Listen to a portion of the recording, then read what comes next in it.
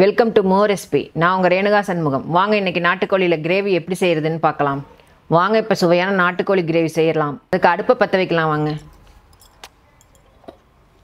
அடுப்பை பற்ற வச்சுக்கலாங்க. ஒரு கடாயை வச்சுக்கலாங்க. கடாயை சூடாகட்டுங்க. கடாயை சூடாகிடுச்சுங்க. நல்லெண்ணெய் ஊற்றிக்கலாங்க. ஒரு 2 ஸ்பூன் எண்ணெய் சூடாகட்டுங்க. அதுக்குள்ளே நம்ம இதுக்கு வெங்காயத்தை 1க்கு 2 அரைச்சி எடுத்துக்கலாங்க. தாளிக்கிறதுக்கு வெங்காயத்தை அரைச்சிக்கலாம். வாங்க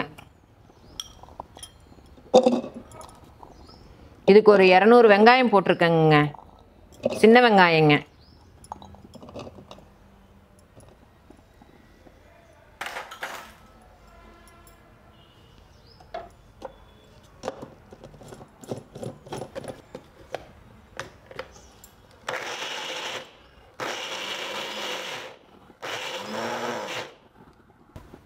வெங்காயத்தை இப்போ நம்ம 1க்கு 2 அரைச்சி எடுத்தாச்சுங்க. இப்போ நம்ம இதெல்லாம் தாளிச்சுடலாம். வாங்க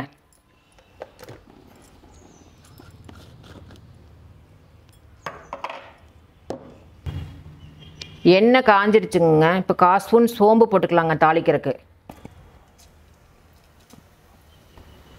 இப்போ 1/4 கிலோ 1க்கு 2 அரைச்சி வச்சுருக்கிற வெங்காயத்தை சேர்த்துக்கலாங்க. இதில்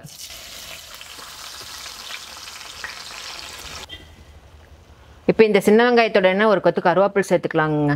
இப்போ இந்த இது நல்லா வதங்கட்டுங்க. நல்லா எண்ணெய் திரண்டு வர அளவுக்கு நல்லா வதக்கிக்கலாங்க.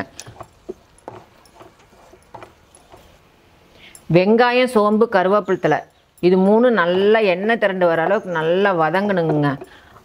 இது வதங்கிட்டு இருக்கட்டுங்க. இதுக்கு தேவையான பொடியை நம்ம அரைச்சிட்டு வந்துடலாங்க. இப்போ இந்த வெங்காயம் வதங்கிட்டு இருக்கட்டுங்க. இப்போ இதுக்கு நம்ம பொடி ஒன்று அரைச்சிட்டு வந்துடலாங்க. அதுக்கு தேவையான பொருள் சீரகம் 1 ஸ்பூன் சேர்த்துக்கலாங்க. 2 ஸ்பூன் மிளகுங்க இதில் சேர்த்துக்கலாங்க. ஒரு 15 பல் பூண்டு சேர்த்துக்கலாங்க. பூண்டு சேர்த்து அரைச்சி எடுத்துக்கலாங்க. இதைய இங்கே பாருங்கள், வெங்காயம்லாம் நல்லா சுண்டி வந்துருச்சு பாருங்கள். இப்போ இது கூட நம்ம நான் ஏற்கனவே ஒரு 3 விசில் குக்கரில் விட்டு வச்சு கறி வச்சுருக்கிறேங்க. நாட்டுக்கோழி வச்சுருக்கேங்க. அந்த நாட்டுக்கோழி இதில் சேர்க்க போகிறேங்க. 1 கிலோ நாட்டுக்கோழிங்க. இந்த தண்ணியோடவே இதில் சேர்த்துடலாங்க. 1 கிலோ நாட்டுக்கோழி எடுத்துங்க. குக்கரில் அரை உப்பு போட்டு 3 விசில் விட்டு வேக வச்சு எடுத்துகிட்டு இதில் சேர்த்துருக்குறேங்க. இப்போ இதுக்கு நம்ம மஞ்சத்தூள் சேர்த்துக்குவோங்க கொஞ்சோண்டு. இப்போ இதில் 1/2 ஸ்பூன் மஞ்சத்தூள் சேர்த்துக்கலாங்க. மஞ்சத்தூள் சேர்த்து இதை கொஞ்சம் மூடி போட்டு மூடி வச்சுருவோங்க. அதுக்குள்ளே நம்ம அந்த மசாலாவை அரைச்சி எடுத்துகிட்டு வந்துடலாம். வாங்க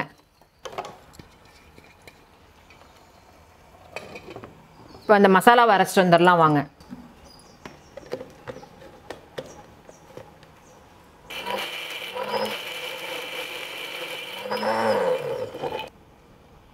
இப்போ இந்த மசாலா கொஞ்சம் தண்ணி சேர்த்து அரைச்சிக்கலாங்க.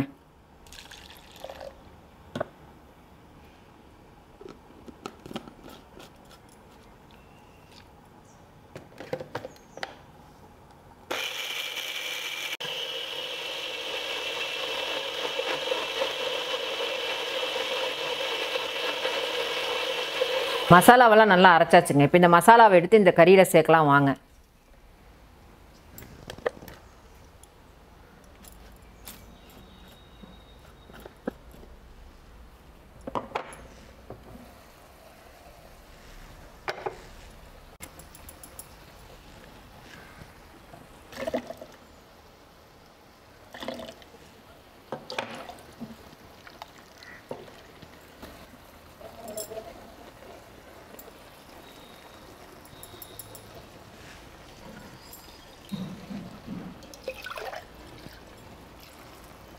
மசாலா சேர்த்ததுக்கப்புறம் மிளகாத்தூள் 1 ஸ்பூன் சேர்த்துக்கலாம். வாங்க ஏன்னா நம்ம மிளகு 2 ஸ்பூன் சேர்த்துருக்கோம். மிளகாத்தூள் கொஞ்சமாக சேர்த்தா போதுங்க. இது வர மிளகாத்தூளுங்க.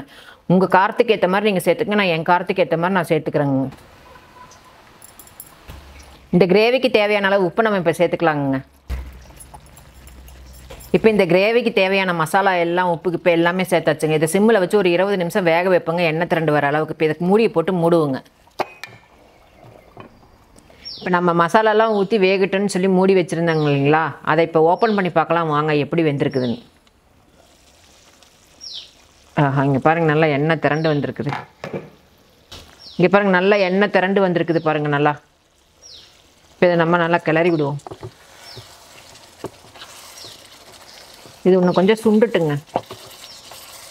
ஏன்னா நம்மளுக்கு கொஞ்சம் கிரேவியாக வேணும்.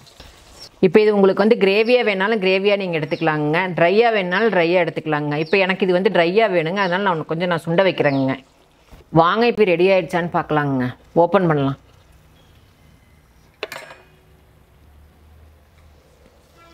நல்லா கிரேவி ரெடி ஆகிடுச்சுங்க.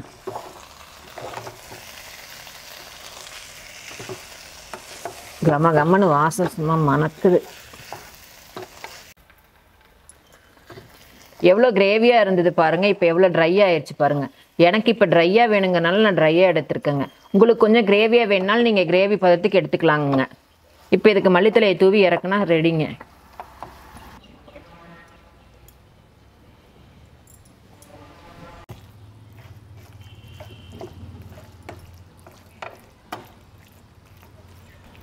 இப்போ இதை ஒரு பவுலுக்கு மாற்றிக்கலாங்க.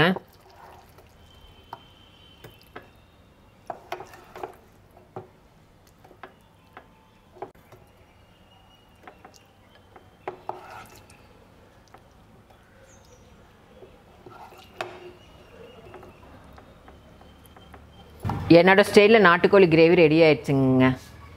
இது சப்பாத்தி, இட்லி, தோசை, சாதம், ரசம் சாதம், தயிர் சாதம், இது எல்லா டிஷ்ஷுக்குமே வச்சு சாப்பிட்லாங்க. செமையாக இருக்குங்க, செம டேஸ்ட்டாக இருக்குங்க. இதை நீங்கள் உங்கள் வீட்டில் செஞ்சு பார்த்துட்டு உங்கள் ஃப்ரெண்ட்ஸுகளுக்கு ஷேர் பண்ணுங்கள், எங்களுக்கு கமெண்ட் பண்ணுங்கள், எங்கள் சேனலை ஃபாலோ பண்ணுங்கள், எங்களுக்கு சப்ஸ்கிரைப் பண்ணுங்கள், எங்கள் பெல் பட்டன் மறக்காமல் தட்டுங்க. வேறு ஏதாவது டிஷ்ஷு வேணும்னாக்கா கமெண்ட் பாக்ஸில் கமெண்ட் பண்ணிங்கன்னா நாங்கள் அதை உங்களுக்கு செஞ்சு காமிக்கிறோங்க. நன்றி, வணக்கங்க.